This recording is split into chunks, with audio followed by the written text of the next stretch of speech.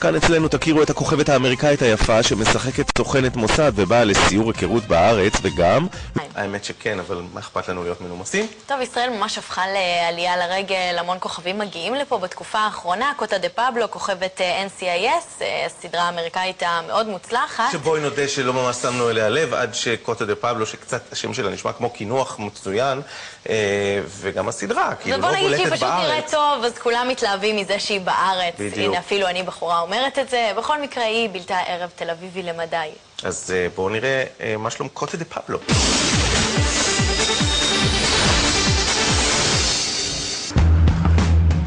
קוטה דה פבלו, שמשחקת ב-NCIS, סוכנת מוסד ישראלית, הגיעה לארץ כאורחת משרד התיירות ועברה כאן את מסלול החובה לאורחים המפורסמים. We've been to Jerusalem, the old city, we went to the Dead Sea, we went to Masada, we went to, I've been in Tel Aviv, we went to Whiskey A Go-Go last night. NCIS היא סדרת בת של ג'אג מבית היוצר של CBS. היא מספרת על צוות סוכנים מיוחד משירות החקירות של המרינס וחיל הים האמריקאי. דה פבלו, צ'יליאנית במקור, משחקת שם את הסוכנת זיווה דוד. Federal agents, hold! It was supposed to be a European woman. They didn't specify where from. But not from the Mossad. Well, obviously not. They didn't even know she was Israeli. Until I showed up, and all of a sudden it was like, she's Israeli.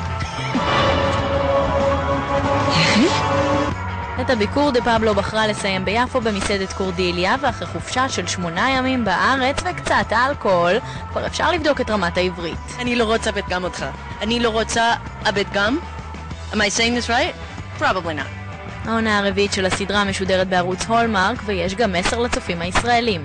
She will come again, she promised. I will, and I will hit the club scene, and maybe find an Israeli husband.